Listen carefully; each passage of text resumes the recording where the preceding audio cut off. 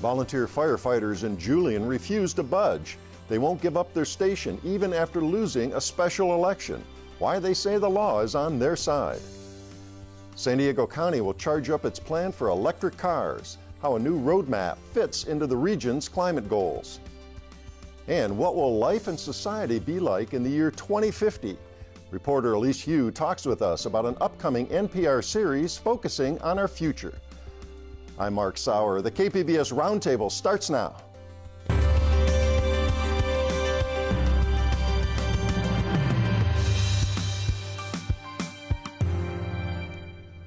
Welcome to our discussion of the week's top stories. I'm Mark Sauer, and joining me at the KPBS Roundtable today, reporter J. Harry Jones of the San Diego Union-Tribune, reporter Charles T. Clark, also of the Union-Tribune, and Elise Hu, correspondent and video host based in Culver City, California for National Public Radio. Well, volunteer firefighters in the Julian-Cuyamaca Fire District are used to handling emergencies and battling blazes in the mountains of East County. Now they have quite a different kind of fight on their hands. Voters decided to disband the volunteer fire district in favor of a takeover by professional firefighters from San Diego County. But in this instance, voters did not have the final say. And Jay, start with what the situation right now is. Who's responding to emergency calls and fires there? Right now, the county's fire authority, which is they contract with CAL FIRE for services, is handling all calls, medical, everything, out of their two stations that have been there for a long time in the area. Meanwhile, in the Julian Volunteer Station, which was built just a few years ago, really nice facility, there are a number of volunteers inside, locked in, fearing that the county, which was given permission to take over the department last Monday, will come in and just seize all their stuff. The county has said that's not going to happen until a pending court case is over, and that there was supposed to be a request for a temporary restraining order on behalf of the volunteers district on Wednesday, but that was now continued until next Wednesday. So everything's kind of status quo right now. Volunteers can't respond because, the county cut off their dispatch service for one thing, so they don't even know they're not getting calls. Right. The only thing that could happen is if somebody drove and said, I'm having a heart attack, help me. That's about it. So that's where we're at, and really Wednesday is the big next moment in this drama, which has been going on for years. Okay, and we're going to get into some more details about the legalities in a minute, but it is a confusing situation, as we've said. Explain why the will of the voters isn't being carried out here. I mean, explain what the vote called for here and why this conflict is happening. It is complicated. Very briefly, the County Fire Authority about 10 years was formed after the 2003 and 2007 firestorms. The idea was that those fires started in the backcountry, burned into the urban areas, causing massive destruction and death. So let's professionalize all these volunteer departments that are all over the backcountry. They've done that with every single volunteer department except Julian, which has always resisted the takeover. They're very proud of their firefighters. They feel that their local people will be able to respond better to emergencies because they know where Sally and Joe live down that road. Take the fork to the left, and you know that she needs her medication. While the professional firefighters will be rotated in and out and just don't know the area. They have stories about they've gotten lost. CAL FIRE has gotten lost at many times in the area, which are somewhat in dispute. But the voters spoke at some point on all this. Right. So the board of directors of the district last year decided, because of all the financial problems the department's been having for years, the volunteer department, that they would ask the county to take control. And that then went to a lengthy process with a thing called the Local Agency Formation Commission, which eventually voted to make this merger or consolidation happen. Then 26% of the people in Julian signed up a protest petition forcing a first of its kind election ever in the county about a special district where a mail-in ballot. It ended on March 19th. The volunteers fully expected to win that thing. They thought they had the support of the community, but they didn't. They lost by a 46% margin. At that point, the legal wrangling really began, and the volunteers hired Corey Briggs, rather well-known. We've talked about Corey on this show, running for mayor now of San Diego City. Apparently so. And he obtained a judgment a week ago today on Friday that from a different judge on a different case that had begun a year ago, challenging the validity of the decision by the original board of directors of the district to ask for dissolution. Since then, in November, with the new elections and then the resignations of people, all 5 members of the new board of directors of this volunteer department are against the takeover. So he found himself in a position of arguing against his own position earlier, so that both lawyers were arguing for the same thing. When his client lost this decision, he then went on Monday to LAFCO, which voted finally to dissolve the permit, and said, you can't do that, it's illegal. So the county is now going to be battling this, and there's things developing literally today, which I can't get into, but there's going to be a lot of questioning of the decision that came down last week, saying that the Brown Act was violated by the earlier board. Even more reason to read the Union Tribune. There you go. Charles, you're going to say something? Yeah, I was just kind of curious, have our county supervisors weighed in at all on this? Well, in a sense, yes. The LAFCO board, which is made up of a bunch of different elected officials and people in charge of the special districts, two of those people who voted for this dissolution just on Monday were Diane Jacob and Jim Desmond, who are on the board of supervisors. And Diane Jacob has been kind of a player in this whole thing because she's the one that's been the real champion of the County Fire Authority for a very long time. And she is not well liked in Julian by the supporters of the volunteer department. Julian, by the way, is just a mess right now. Somebody up there, it's just like the Hatfields and McCoys, and it is vicious. I went to some of those board meetings last year, and they were like screaming matches. It's amazing how involved they are. Now, Jay, I thought you said this was a complicated issue here. That's a nice segue, what you just said, to a bite that we've got here. This is a soundbite from a member of the new volunteer board, Bill Ever, and why he's indignant over this legal situation. Let's hear that. But I find that it's just a shame that LAFCO and the county have such a disregard for the court. It's not us that's precipitating this. It's not our board of directors. The court has ordered this. So at least until litigation is resolved, they really should not be doing what they're doing to us right now. Well, to somebody who's not as involved, but just reading your coverage of all this, isn't this really a bit of a sideshow and a legal technicality right now as opposed to the whole step back issue? Right. I mean, the voters spoke. You'd think that would be the end of it. Right. But no, they're not going to give up, and they're going to pretty extreme legal measures, and we'll see. This could kind of be hanging out there just for a long time, because if TRO isn't granted on Wednesday, the county, I think, is still going to ask for a basic order that just says nobody can touch anything that the volunteers have. Just keep all the fire trucks there. Don't touch the financial assets until this whole legal mess can be finished up. All right. Now, reading your story, I think a lot of people might step back and say, well, why don't the volunteers just continue to volunteer and work with the county? They're trained. They've been doing, as you say, they know the nooks and crannies and the back roads and the hollers. Why don't they, if there's a wildfire, just say, yeah, come on in, we'll all work together? And the county has said, we welcome volunteers. Put in their application. They had 11 as of last Monday, people who worked for Julian, were volunteers for Julian. The problem is they have to pass pretty rigorous training requirements as well as physical fitness requirements. And all these other smaller volunteer departments that passed it, virtually all those volunteers went away because they couldn't pass the physical fitness test or they couldn't pass the training. It takes a lot of time and energy, and these guys aren't getting paid. They're volunteers. And it's just, but some will if this happens. Okay, now I even hesitate to ask this question. Final question, I'll put you on the spot. What's the likely outcome here? Is Brexit going to be decided before this thing is? I think Brexit will be decided before this thing eventually, because these folks aren't going to give up. So a lot of twists and turns yet to go. All right, we're going to move on. We'll be watching your stories going forward and see what happens in this case. Well, along with the state of California, the city and county of San Diego have ambitious plans to counter the effects of climate change.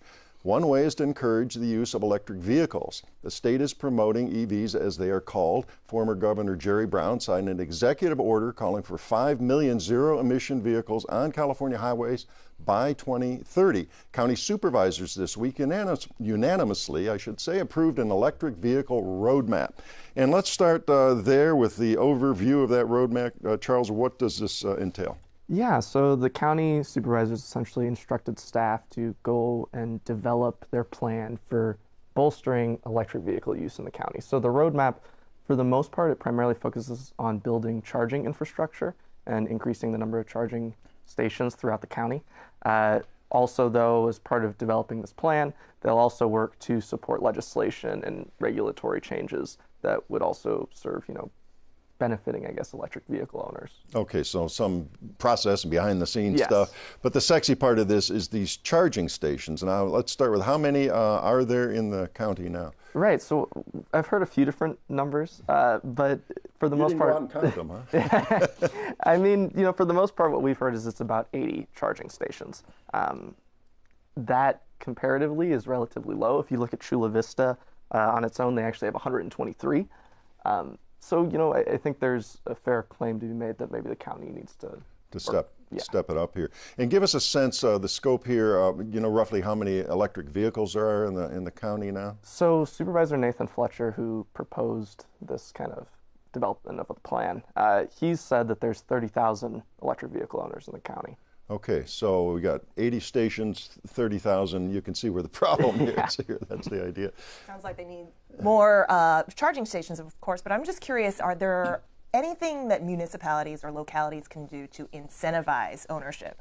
Right, so that's actually one of the big things that I know the kind of experts in like Environment California, they're advocating for is, going beyond just making charging more accessible, which is one of the big problems they face.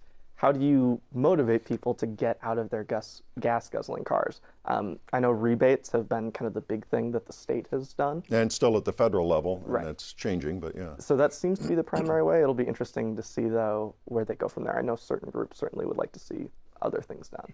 No, your story, there was a mention that a report from Environment California, there's some problems with the existing charging stations? Right, so just last week they actually released a report kind of looking at the big issues and kind of the day-to-day life of an electric vehicle owner.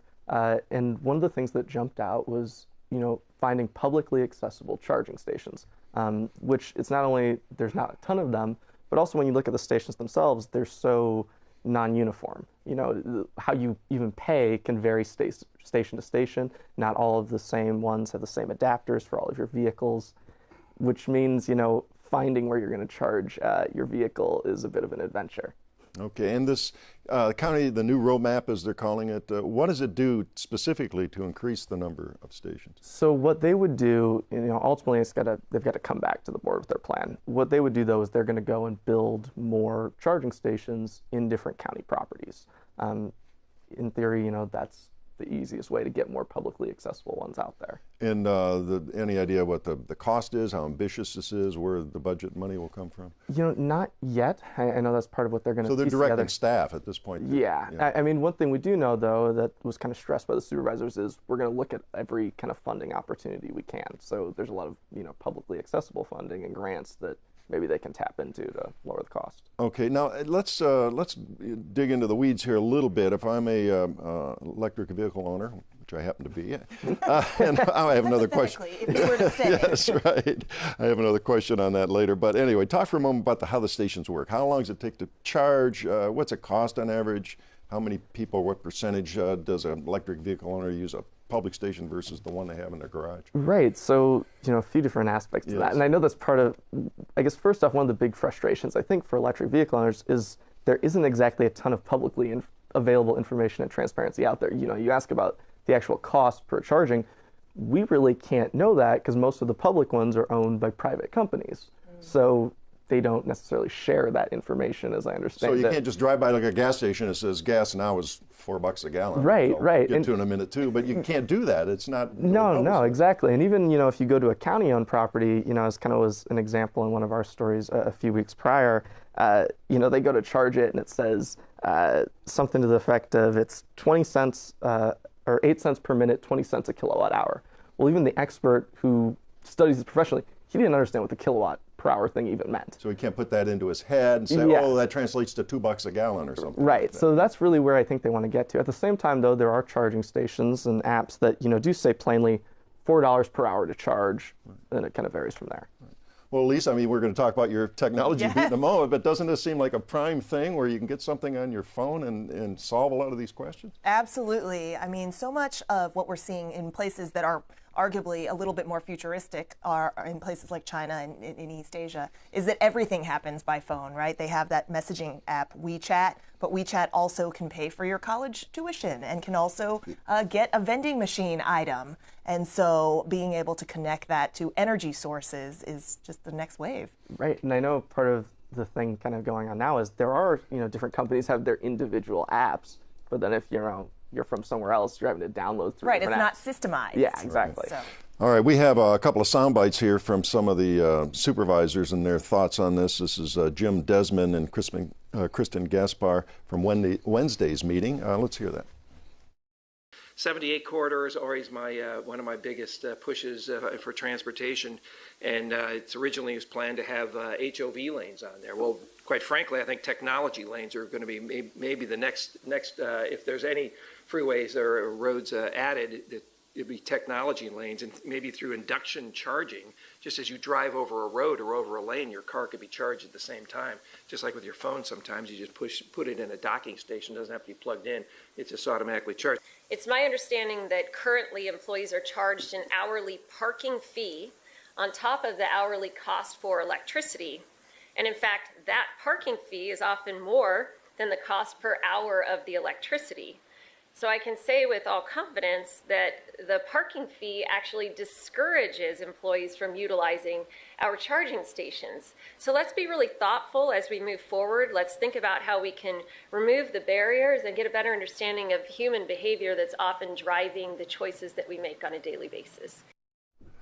Well, I was going to say, as I mentioned, as an electric vehicle owner, I almost exclusively kind of plan around charging it in the garage, just so I don't have to deal with some of these problems that we've been talking about here. Do you think most EV owners at this point are kind of just relying on their own resources? I think so. I mean, the majority of people, and kind of talking to Dan Jacobson, who's the director of Environment California, the analogy he uses is much like your cell phone. You charge it when you're home, you kind of go on about your day. I think the frustration here is that if you do anything off of your kind of planned routine, things can get a bit exciting and trying to find charge anxiety. Exactly. I think the way he describes it's kind of like the Wild West. You really don't know what's going to happen.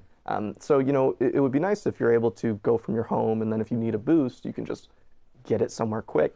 So right now, well, that's my next question. Right now, is somewhere quick, can I go get a coffee while my car's charging, or do I have to go to a movie for 2.5 hours while my car's charging, or something in between? So it depends on the level of the charging station. Some of these things, and I'm kind of new to this, they're superchargers essentially, and they get you going really quick.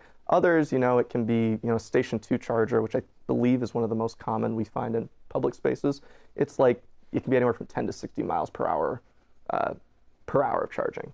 Okay. All right. Just about out of time in this segment, but as you said, the county is the supervisors, I should say, call them the soups, are directing staff to come up with a lot of plans and a lot of the details on all of this. And we're seeing gas prices. Now, the market could be a force in terms of encouraging people to get to electric cars. Over $4 a gallon in many places now as you drive around town here. And maybe carbon tax, fees, other things that come to bear. The county can only do so much in encouraging use. Maybe the market forces will do a lot of the job for them. They can, and I think that's probably part of what they're counting on and what they're hoping is going to boost it. I think also that's probably part of the reason you saw supervisors unanimously support it. Right. What do you got to lose here? It's a right, good thing exactly. for the environment at this point. All right, we're going to move on. We'll watch some more reporting on that one as we go. Well, 30 years ago, the idea of artificial intelligence controlling our electric cars or a supercomputer in our pocket was unthinkable. So just imagine where we'll be in 2050. NPR reporter Elise Hu will be exploring the future in a new monthly video series called Future You. It's all about the ways technology will not simply change our lives, but the basic understanding of what it means to be human. That is a lot to bite off here. So it sounds highfalutin. It's more than cool gadgets and all. It's about vision and philosophy and all sorts of things. It's right? about humanity, Mark. It's about humanity. No, so my whole vision for all of this was, when we cover the news as reporters, there's a lot of short-termism.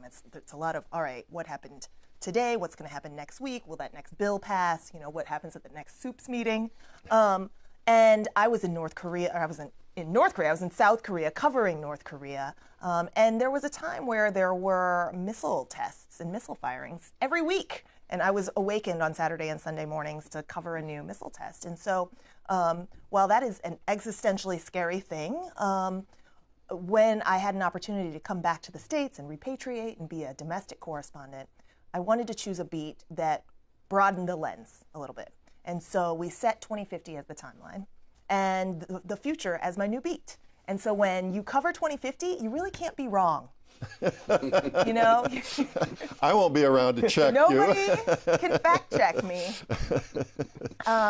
But the future is vast, and so you got to start somewhere. And I wanted to start with the most sophisticated computer that exists, which is our brains. And neuroscientists don't know how all of these billions of neurons work in concert with one another, but they are starting and working with engineers to crack the code on this.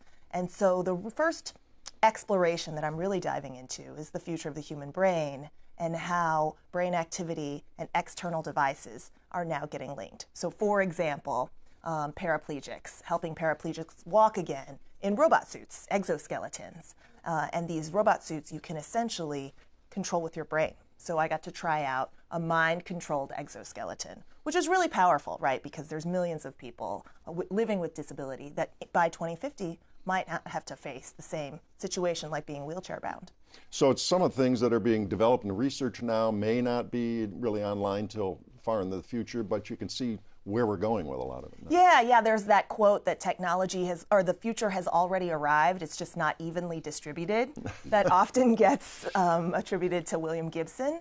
And so that's the idea. So we're trying to go into the labs, go into the places where some of these tools and these places where mind and machine are merging really aren't to market yet. This isn't a consumer-facing stuff, right? This is happening in research labs, or it's just being talked about. But we're trying to go to places like that to get a ground zero look at what could be the next frontier of evolution. I know that sounds lofty, but the next way that humans will adapt will likely be adapting with the technology, not only outside our bodies, but putting it inside our bodies. And you're going to look at the focus on education, of course, which is so critical to the underlying all of this. Yes, that's a good thing to bring up because given the advances that we're seeing, not only in the way that we live, but also in the way we will be, there are a lot of questions about whether the way we learn is suited, right, for the next generation and what's all of the innovation to come and the very fast-moving technological change to come. So that's a really good point to bring up. Charles? I guess one thing I'm kind of fascinated about with this is how do you look at, or are you going to look at, like, how we address kind of the moral questions with these new technologies and things like that? Yes, so neuroethics are huge, right? Because you, especially when our minds and the data from our minds can be externally received. So if computers can actually see exactly or understand exactly what we're thinking. Read our minds. And read our minds, who owns that data? You know, and if external computers can also control and send inputs to our minds, what happens if there's malicious actors, governments, business, you know? Could we have mind tapping? Could we have mind hacking? All of these ideas are very thorny, and they raise not just privacy and security concerns, but really ethical concerns. Because when our biological bodies meet machines, where do we stop? You know, where does man stop, and where do machines begin? Right, and of course it's been such in the news since the 2016 election, cyber hacking, the control of this. If you can create artificial intelligence to do all these powerful things, somebody's going to figure out a way to have a nefarious purpose for it and take it over. So security has got to be an aspect of your coverage too, I imagine. Neuroscientists are very concerned about this because they realize, all right, originally we're making this for assistive purposes. We are trying to heal disease. We're trying to stop the symptoms of Parkinson's. You know, we're to end the tumors or end the tremors by putting in chips into people's brains, cure blindness. But then what happens with technology, as we've seen, is you get it into the wrong hands and it's used for nefarious purposes. And so they're very concerned about, you know, the militarization of these tools. You know, what if you have a bunch of like cyborg soldiers and all of these questions? Yeah. So yeah, plenty to explore. Jay? All these labs you're looking at, are these mostly privately funded, or is the government backing a lot of this stuff? There is some government-backed stuff, like DARPA, right? So the sort of secret government agency that came up with the internet, DARPA, the Defense Research Agency, they are working on ways to boost and augment the abilities of soldiers, for example, so they can memorize faster, so that they have more physical ability, jump higher, run faster, and just be strong, go without sleep. And so some of this is happening inside government, and some of it's happening privately funded. So Elon Musk has started a company that's trying to make an implantable brain-machine interface, for example. Yeah, and a lot of money to be made in all of this too, a lot of aspects to it. Yeah. Well, we got a little bit of time left. So how will NPR listeners, a lot of the listeners to our show, of course, how are they going to hear your features, and how Mark, often are you going to report? I'm so glad you asked, because this is an opportunity to say the future you with Elise Hu will be on Morning Edition. So the stories are going to be on Morning Edition on the air, but then also these are video explorations. And so we are looking for partners now, but as we launch, we will be on npr.org and on YouTube and all the ways that typically people share video on social media. All right, and you're based in Culver City, as we said. When can we expect this to start launching and hear your features? Beginning of May. Beginning of May, that's coming right up. Well, you're too busy to be here. You should be out reporting and talking to some robot makers and artificial intelligence people here today. I can just beam my thoughts back home. There we go. All right, well, we're out of time, but we're very much looking forward to your features and your stories coming up. Well, that does wrap up another week of stories at the KPBS Roundtable. I'd like to thank my guests, J. Harry Jones of the San Diego Union Tribune, Charles T. Clark, also of the Union Tribune, and Elise Hu of National Public Radio. And a reminder, all the stories we discussed today are available on our website, kpbs.org. So glad you joined us today. I'm Mark Sauer. Join us again next Friday for the Roundtable.